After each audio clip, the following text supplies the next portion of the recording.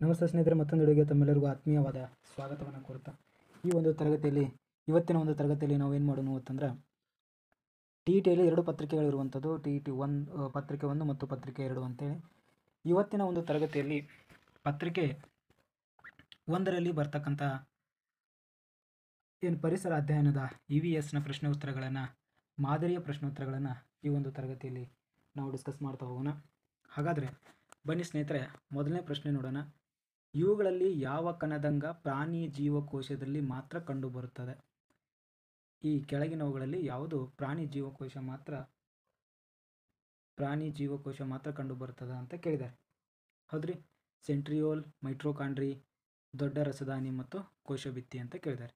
ಇವುಗಳಲ್ಲಿ ಕಣದಾಂಗ ಪ್ರಾಣಿ ಜೀವಕೋಶದಲ್ಲಿ ಮಾತ್ರ ಕಂಡುಬರುತ್ತದೆ ಅಂತ ಕೇಳಿದರೆ ಇದಕ್ಕೆ ಸರಿಯಾಗಿರ್ತಕ್ಕಂಥ ಉತ್ತರ ಬಂದು ಯಾವುದು ಅಂತಂದರೆ ಸೆಂಟ್ರಿಯೋಲ್ ಅಂತಕ್ಕಂಥದ್ದು ಸರಿ ಉತ್ತರವಾಗ್ತದೆ. ನಂತರ ಪ್ರಶ್ನೆ ನೋಡಿ, ಮಾನವನ ಹೃದಯದ ಸ್ನಾಯುಗಳಿಗೆ ಶುದ್ಧ ರಕ್ತವನ್ನು ಸರಬರಾಜು ಮಾಡುವ ರಕ್ತನಾಳ ಯಾವುದು ಅಂತ ಕೇಳಿದ್ದಾರೆ. ಮಾನವನ ಹೃದಯದ ಸ್ನಾಯುಗಳಿಗೆ ಶುದ್ಧ ರಕ್ತವನ್ನು ಸರಬರಾಜು ಮಾಡುವ ರಕ್ತನಾಳ ಯಾವುದು ಅಂತ ಕೇಳಿದ್ದಾರೆ. ಹೌದ್ರಿ, ಇದಕ್ಕೆ ಸರಿಯಾಗಿರ್ತಕ್ಕಂಥ ಉತ್ತರವನ್ನು ನೋಡೋಣ. ಕರೋನರಿ ಅಪಧಮನಿ, ಕರೋನರಿ ಅಭಿಧಮನಿ, ಶ್ವಾಸಕೋಶ ಅಪಧಮನಿ ಅಂತ ಕೊಟ್ಟಿದ್ದಾರೆ. ಇದಕ್ಕೆ ಸರಿಯಾಗಿರ್ತಕ್ಕಂಥ ಉತ್ತರ ಬಂದು ಕರೋನರಿ ಅಪಧಮನಿ ಅಂತ ಹೇಳಿ ಆಗ್ತದೆ. ನೋಡ್ರಿ, ಮಾನವನ ಹೃದಯದಲ್ಲಿ ಎರಡು ರಕ್ತಗಳನ್ನು ನೋಡ್ತೀವಿ. ಒಂದು ಕೆಂಪು ರಕ್ತಕಣ, ಇನ್ನೊಂದು ಬಿಳಿ ರಕ್ತಕಣ ಆಗಿರ್ಬೋದು, ಬ್ಲೂ ರಕ್ತಕಣ ಅಂತ ಹೇಳಿ ಬರ್ತಾವೆ. ನೋಡ್ರಿ, ಯಾವ ರಕ್ತಕಣದಲ್ಲಿ ಹಿಮೋಗ್ಲೋಬಿನ್ ಇರುತ್ತೆ ಅದು ಕೆಂಪು ರಕ್ತವಾಗ್ತದೆ. ಇನ್ನು 23ನೇ ಪ್ರಶ್ನೆ ನೋಡ್ರಿ, ಈ ಕೆಳಗಿನವುಗಳಲ್ಲಿ ಒಂದು ಜೈವಿಕ ಗೊಬ್ಬರವಾಗಿದೆ ಅಂತ ಕೇಳಿದ್ದಾರೆ. ಕೆಳಗಿನವುಗಳಲ್ಲಿ ಒಂದು ಜೈವಿಕ ಗೊಬ್ಬರಕ್ಕೆ ಉದಾಹರಣೆಯಾಗಿದೆ ಅಂತ ಕೇಳಿದ್ದಾರೆ.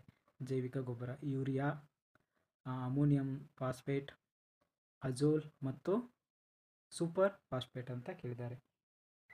ಇದಕ್ಕೆ ಸರಿಯಾಗಿರ್ತಕ್ಕಂಥ ಉತ್ತರ ಯಾವುದು ಅಂದರೆ ಇಲ್ಲಿ ನೋಡ್ರಿ, ಅಜೋಲ್ ಅಂತಕ್ಕಂಥದ್ದು ಇದು ಜೈವಿಕ ಗೊಬ್ಬರಕ್ಕೆ ಉದಾಹರಣೆಯಾಗಿರುವಂಥದ್ದು. ಇನ್ನು ಅದೇ ರೀತಿಯಾಗಿ ಮುಂದಿನ ಪ್ರಶ್ನೆ ನೋಡೋಣ. ಸಸ್ಯಗಳಲ್ಲಿ ಆಹಾರವನ್ನು ಸಾಗಿಸುವ ಅಂಗಾಂಶ ಯಾವುದು ಅಂತ ಕೇಳಿದ್ದಾರೆ. ಸಸ್ಯಗಳಲ್ಲಿ ಆಹಾರವನ್ನು ಸಾಗಿಸ್ತಕ್ಕಂಥ ಅಂಗಾಂಶ ಯಾವುದು ಅಂತಂದ್ರೆ ಏನು ಕೈಲಮೋ ಅಥವಾ ಪೋರಂ ಕೈಲಮೋ, ಫ್ಲೋಯಮೋ ಅಥವಾ ಕೋಲಂ ಕೈಮೋ ಅಂತ ಕೇಳಿದ್ದಾರೆ. ಇದಕ್ಕೆ ಸರಿಯಾಗಿರ್ತಕ್ಕಂಥ ಉತ್ತರ ಬಂದು ಆಪ್ಷನ್ಸ್ ಬಿ, ಪೇರಂ ಕೈಮ್ ಅಂತಕ್ಕಂಥದ್ದು ಇಲ್ಲಿ ಸರಿ ಇರುವಂಥದ್ದು. ಇನ್ನು ನಂತರ ಪ್ರಶ್ನೆ ಕೇಳಿದ್ದಾರೆ ನೋಡಿ, ಸಿಡುಬು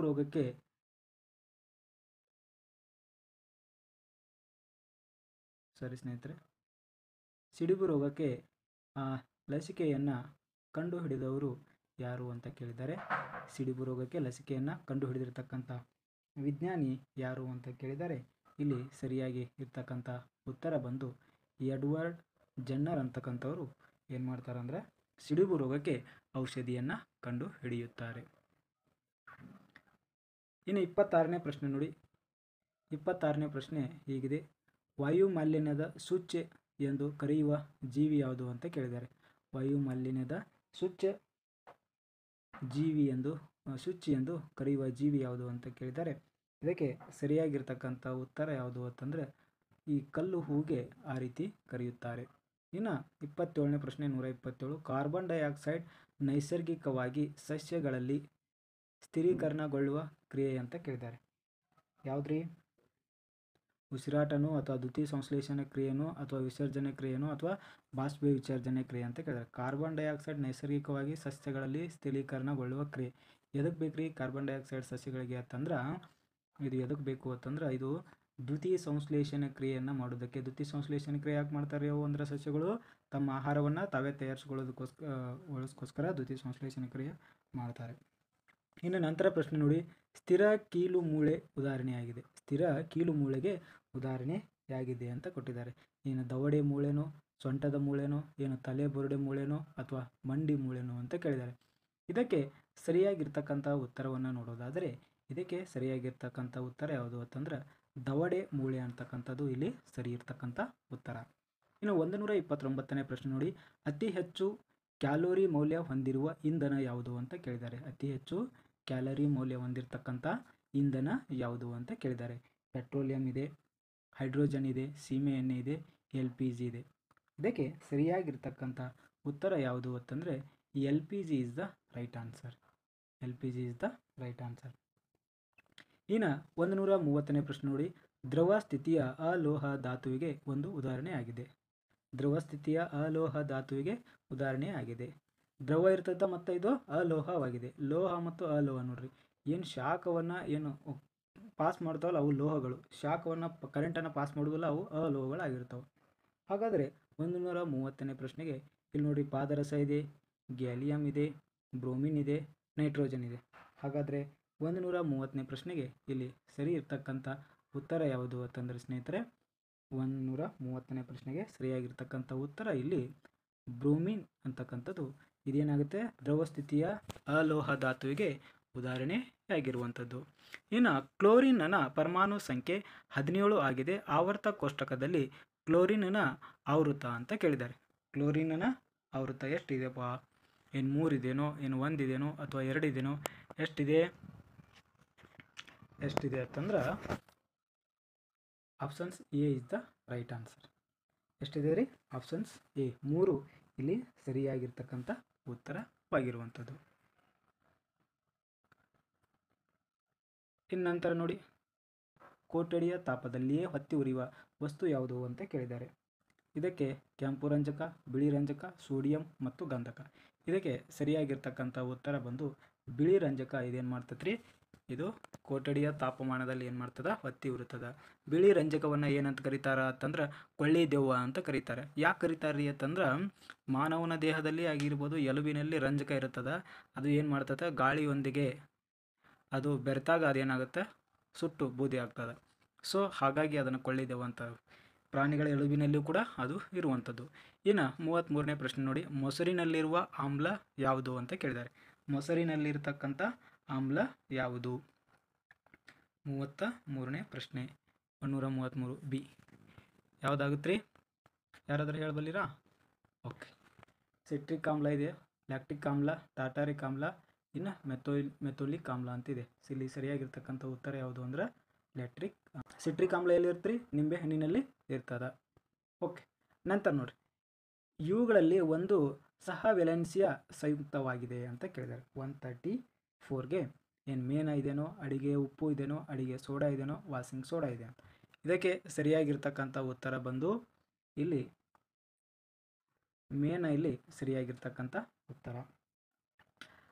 ಅದೇ ರೀತಿಯಾಗಿ 135ನೇ ಪ್ರಶ್ನೆ ನೋಡಿ, ಜಠರಕ ಆಮ್ಲೀಯತೆಯನ್ನು ನಿವಾರಿಸಲು ಬಳಸುವ ವಸ್ತು ಯಾವುದು ಅಂದ್ರೆ ಜಠರಾಮ್ಲೀಯತೆಯನ್ನು ನಿವಾರಿಸಲು ಬಳಸ್ತಕ್ಕಂಥ ವಸ್ತು ಯಾವುದು ಅಂತ ಕೇಳಿದ್ದಾರೆ. ಇದರಲ್ಲಿ ನಿಂಬೆ ರಸ, ಮ್ಯಾಗ್ನೀಸಿಯಾದ ಹಾಲು, ಅಥವಾ ದುರ್ಬಲ ಹೈಡ್ರೋಕ್ಲೋರಿಕ್ ಆಮ್ಲ, ಅಥವಾ ಕಿತ್ತಳೆ ರಸ ಅಂತ ಕೇಳಿದ್ದಾರೆ. ಇದಕ್ಕೆ ಸರಿಯಾಗಿರ್ತಕ್ಕಂಥ ಉತ್ತರ ಬಂದು ಯಾವುದಾಗುತ್ತೆ ರೀ ಸ್ನೇಹಿತರೆ?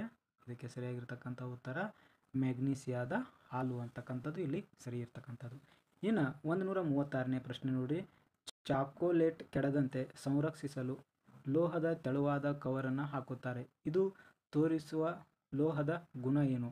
ಈ ಚಾಕ್ಲೇಟ್ ಒಳಗೆ ಕೆಡಬಾರ್ದು ಅಂತ ಹೇಳಿಗಿಸಿಂದ ಒಂದು ಕವರ್ ಹಾಕ್ತಾರಲ್ಲ, ಆ ಕವರ್ ಯಾವುದು ಅಂತ ಕೇಳಿದ್ದಾರೆ. ಆ ಕವರಿನ ಗುಣ ಏನು ಅಂತ ಕೇಳಿದ್ದಾರೆ. ಆ ಕವರಿನ ಗುಣ ಏನು ಅಂತಂದ್ರೆ ಕುಂಟೆತ್ತೆ ಅಂತ ಆಗುತ್ತದೆ ನೋಡಿ. ಏನಾಗುತ್ತೆ ರೀ? ಕುಂಟೆತ್ತೆ ಅಂತ ಆಗುತ್ತೆ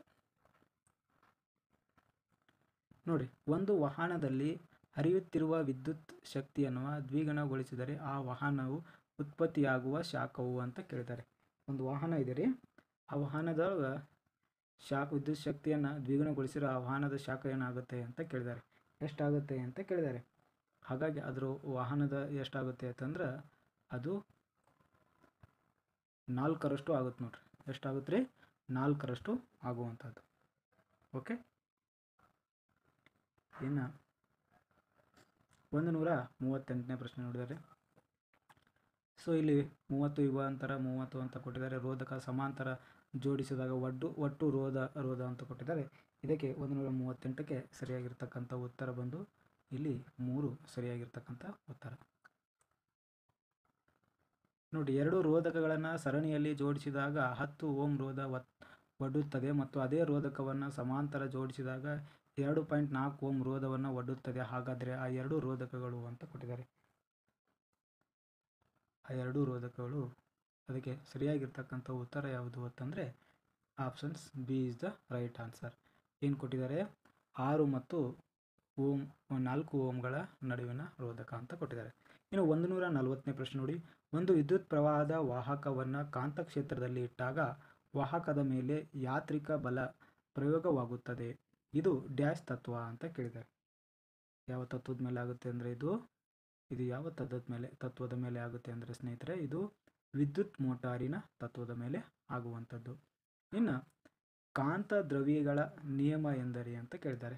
ಕಾಂತ ದ್ರವ್ಯಗಳ ನಿಯಮ ಎಂದರೆ ಅಂತ ಕೇಳಿದ್ದಾರೆ. ಇದು ಸಜಾತಿ ದ್ರವಗಳ ಆಕರ್ಷಿಸುವುದು, ವಿಜಾತಿ ದ್ರವಗಳನ್ನು ಆಕರ್ಷಿಸುವುದು, ವಿಜಾತಿ ದ್ರವಗಳ ವಿಕರ್ಷಿಸುವುದು ಮತ್ತು ಧ್ರುವಗಳನ್ನು ಬೇರ್ಪಡಿಸುವುದು ಅಂತ ಕೊಟ್ಟಿದ್ದಾರೆ. ಇಲ್ಲಿ ಸರಿಯಾಗಿರ್ತಕ್ಕಂಥ ಉತ್ತರ ಯಾವುದು ಅಂತಂದ್ರೆ ಸಜಾತಿ ದ್ರವಗಳನ್ನು ವಿಕರ್ಷಿಸುವುದು. ತಾವು ನೋಡ್ಬೋದು, ಅಯಸ್ಕಾಂತನ ಇಟ್ಕೊಂಡ್ರೆ ಅವು ಸಜಾತಿ ಇದ್ದು ಅಂದರೆ ಏನು ಮಾಡ್ತಾರೆ, ದೂರ ಸರಿಸ್ತತಿ. ಅದೇ ವಿಜಾತಿ ಇತ್ತಂದ್ರೆ ಆಕರ್ಷಣೆ ಮಾಡ್ತದೆ. ಓಕೆ. ಇನ್ನು 142ನೇ ಪ್ರಶ್ನೆ ನೋಡಿ, ಸ್ಥಾನಪಲ್ಲಟ ಮತ್ತು ಚಲಿಸಿದ ದೂರಗಳ ನಡುವಿನ ಸರಿಯಾದ ಸಂಬಂಧ ಅಂತ ಕೊಟ್ಟಿದ್ದಾರೆ. ಏನಾಗುತ್ತೆ ರೀ ಸರಿಯಾದ ಸಂಬಂಧ? ಇದಕ್ಕೆ ಸರಿಯಾಗಿರ್ತಕ್ಕಂಥ ಉತ್ತರ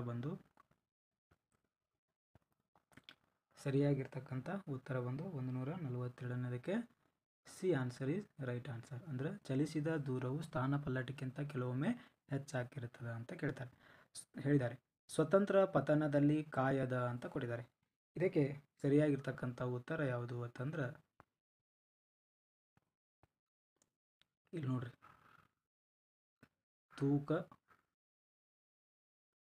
ತೂಕರಹಿತ ಸ್ಥಿತಿ ಅನುಭವಿಸುತ್ತದೆ ಅಂತ ಕೊಟ್ಟಿದ್ದಾರೆ. ಇನ್ನು ಅಪಾಯದ ಸಂಕೇತದ ದ್ವೀಪದ ಬಣ್ಣ ಕೆಂಪು ಏಕೆಂದರೆ ಅಂತ ಕೊಟ್ಟಿದ್ದಾರೆ. ಈಗ ಡೇಂಜರ್ ಕಲರ್ ರೆಡ್ ಅಂತ ಕೊಟ್ಟಿದ್ದಾರೆ. ಯಾಕೆ ಡೇಂಜರ್ ಕಲರ್ ರೆಡ್ ಅಂತಂದರೆ ಕೆಂಪು ಬಣ್ಣವನ್ನು ಯಾಕೆ ಆಯ್ಕೆ ಮಾಡ್ಕೊತಾರೆ ಅಂತಂದ್ರೆ ಬಿಕಾಸ್ ಆಫ್ ಕೆಂಪು ಬಣ್ಣ ಚದುರಿದರೆ ಹೆಚ್ಚು ದೂರ ಚಲಿಸುತ್ತದೆ, ಹಾಗಾಗಿ ಕೆಂಪು ಬಣ್ಣವನ್ನು ಬಳಸ್ತಾರೆ. ನೋಡ್ರಿ, ಕೆಂಪು ಬಣ್ಣವನ್ನು ಅದು ಚದುರಿದರೆ ಹೆಚ್ಚು ದೂರ ಚಲಿಸ್ತದೆ, ಹಾಗಾಗಿ ಡೇಂಜರ್ಗೆ ಅಪಾಯಕ್ಕೆ ಕೆಂಪು ಬಣ್ಣವನ್ನು ಬಳಸ್ತಾರೆ. ಇನ್ನೊಂದು 45ನೇ ಪ್ರಶ್ನೆ ನೋಡಿ, ಡ್ಯಾಶ್ ಪರಿಸರ ಜೀವಿಗಳು ಅವಶ್ಯಕ್ಕೆ ಇರುವ ಮೂಲಭೂತ ಅಂಶಗಳನ್ನು ಒದಗಿಸುತ್ತವೆ ಅಂತ ಕೇಳಿದ್ದಾರೆ. 145ನೇ ಪ್ರಶ್ನೆಗೆ ಇಲ್ಲಿ ಸರಿಯಾಗಿರ್ತಕ್ಕಂಥ ಉತ್ತರ ಬಂದು ಯಾವುದು ಅಂತಂದ್ರೆ ತಮಗೆ ಗೊತ್ತಿರಲಿ ಸ್ನೇಹಿತರೆ, ಭೌತಿಕ ಪರಿಸರ ಅಂತಕ್ಕಂಥದ್ದು ಇಲ್ಲಿ ಸರಿ ಉತ್ತರ. ಭೌತಿಕ ಪರಿಸರವು ಜೀವಿಗಳಿಗೆ ಅವಶ್ಯಕ ಇರುವ ಮೂಲಭೂತ ಅಂಶಗಳನ್ನು ಏನು ಮಾಡ್ತದೆ, ಇದು ಒದಗಿಸುತ್ತದೆ ಅಂತ ಹೇಳ್ತಾ ಇದ್ದಾರೆ. ಇನ್ನು 146ನೇ ಪ್ರಶ್ನೆ, ಪರಿಸರದಲ್ಲಿನ ಅಜೈವಿಕ ಮತ್ತು ಜೈವಿಕ ಅಂಶಗಳ ನಡುವಿನ ಪರಸ್ಪರ ಅವಲಂಬನೆಗೆ ಉದಾಹರಣೆಯಾಗಿದೆ ಅಂತ ಕೇಳಿದ್ದಾರೆ. ಇದಕ್ಕೆ ಸರಿಯಾಗಿರ್ತಕ್ಕಂಥ ಉತ್ತರ ಬಂದು ಯಾವುದು ಅಂತಂದ್ರೆ ಜಲಚಕ್ರ ಅಂತಕ್ಕಂಥದ್ದು ಇಲ್ಲಿ ಸರಿ ಇರ್ತಕ್ಕಂಥದ್ದು. ಪರಿಸರ ಅಧ್ಯಯನ ಶಿಕ್ಷಕರ ಗುಂಪು ಮತ್ತು ಚಟುವಟಿಕೆಗಳನ್ನು ಆಯೋಜಿಸುವಾಗ ಅಂತ ಕೊಟ್ಟಿದ್ದಾರೆ. ಇದಕ್ಕೆ ಸರಿಯಾಗಿರ್ತಕ್ಕಂಥ ಉತ್ತರ ಎಲ್ಲ ಮಕ್ಕಳು ಸಹಕಾರ ಮತ್ತು ಭಾಗವಹಿಸುವಿಕೆ ಅಂತ ಆಗುತ್ತದೆ. ಪರಿಸರ ಅಧ್ಯಯನ ಶಿಕ್ಷಕರ ಗುಂಪು ಚಟುವಟಿಕೆಯನ್ನು ಆಯೋಜಿಸುವಾಗ ಎಲ್ಲ ಮಕ್ಕಳು ಸಹಕಾರ ಮತ್ತು ಭಾಗವಹಿಸುವಿಕೆ ಇರಬೇಕು ಅಂತ ಹೇಳ್ತಾರೆ. ಇನ್ನು 148ನೇ ಪ್ರಶ್ನೆ ನೋಡಿ, ಕೆಳಗಿನವುಗಳಲ್ಲಿ ಯಾವುದು ರೂಪಣಾತ್ಮಕ ಮೌಲ್ಯಮಾಪನದ ಕ್ರಮವಲ್ಲ ಅಂತ ಕೇಳಿದ್ದಾರೆ. ರೂಪಣಾತ್ಮಕ ಮೌಲ್ಯಮಾಪನದ ಕ್ರಮವಲ್ಲ ಅಂತ ಕೇಳಿದ್ದಾರೆ. ಇದಕ್ಕೇನಾಗುತ್ತೆ ರೀ, 148ನೇ ಪ್ರಶ್ನೆಗೆ ವ್ಯಾಖ್ಯಾನಗಳನ್ನು ವಿವರಿಸುವುದು, ಪ್ರಾಯೋಗಿಕ ಚಟುವಟಿಕೆಗಳನ್ನು ನಿರ್ವಹಿಸುವುದು ಮತ್ತು ದಾಖಲಿಸುವುದು, ಇನ್ನು ಪ್ರಾಯೋಗಿಕ ಚಟುವಟಿಕೆಗಳನ್ನು ಚಿತ್ರವನ್ನು ಬಿಡಿಸುವುದು, ಅದೇ ರೀತಿ ವಿಷಯ ಕುರಿತು ಚರ್ಚೆ ಮಾಡುವುದು ಅಂತ ಕೊಟ್ಟಿದ್ದಾರೆ.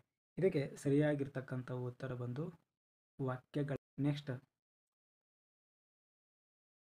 149ನೇ ಪ್ರಶ್ನೆ ನೋಡ್ರಿ, ಪ್ರಾಥಮಿಕ ಹಂತದಲ್ಲಿ ಪರಿಸರ ಅಧ್ಯಯನ ವಿಷಯವನ್ನು ಅನುಕೂಲಿಸಲು ಮತ್ತು ಕಥಾ ವಿಧಾನವು ಹೆಚ್ಚು ಪರಿಣಾಮಕಾರಿಯಾಗಿದೆ ಅಂತ ಕೇಳಿದರೆ ಯಾವ ವಿಧಾನದಿಂದ ಅನುಕೂಲ ಆಗುತ್ತೆ ಇದು? ಯಾವ ವಿಧಾನದಿಂದ ಆಗುತ್ತೆ? ಸೃಜನಶೀಲ ಮತ್ತು ಸೌಂದರ್ಯ ಪಾಲನೆಯ ಮೌಲ್ಯವನ್ನು ಪೋಷಿಸುವುದರ ಮೂಲಕ ಆಗುತ್ತೆ ನೋಡಿ. ಇನ್ನು ರಾಷ್ಟ್ರೀಯ ಪಠ್ಯಕ್ರಮ ಚೌಕಟ್ಟು 2005ರ ಅನ್ವಯ ಪರಿಸರ ಅಧ್ಯಯನ ಪ್ರಮುಖ ವಿಷಯ ಏನು ಅಂತ ಕೇಳಿದ್ದಾರೆ. ಇದಕ್ಕೆ ಸರಿಯಾಗಿರ್ತಕ್ಕಂಥ ಉತ್ತರ ಬಂದು ಯಾವುದು ಅಂತಂದರೆ ಸರಿಯಾಗಿರ್ತಕ್ಕಂಥ ಉತ್ತರ ಕುಟುಂಬ ಮತ್ತು ಸ್ನೇಹಿತರು ಅಂತಕ್ಕಂಥದ್ದು ಇಲ್ಲಿ ಸರಿ ಇರ್ತಕ್ಕಂಥ ಉತ್ತರ. ಐ ಹೋಪ್ ನಿಮಗೆ ಇದು ಅರ್ಥ ಆಯಿತು ಅಂತ ಭಾವಿಸುತ್ತಾ, ಯಾರೆಲ್ಲ ವಿಡಿಯೋ ನೋಡ್ತಾ ಇದ್ದೀರಿ ನಿಮಗೆ ತುಂಬ ಧನ್ಯವಾದಗಳು. ಮತ್ತು ಯಾರಿಗೆ ಇದು ಅವಶ್ಯಕತೆ ಇದ್ದವರಿಗೆ ವಿಡಿಯೋನ ಶೇರ್ ಮಾಡಿ ಅಂತ ತಮ್ಮಲ್ಲಿ ಕೇಳ್ಕೊಳ್ತಾ ನಮ್ಮ ಚಾನಲ್ನ ಸಬ್ಸ್ಕ್ರೈಬ್ ಮಾಡಿ.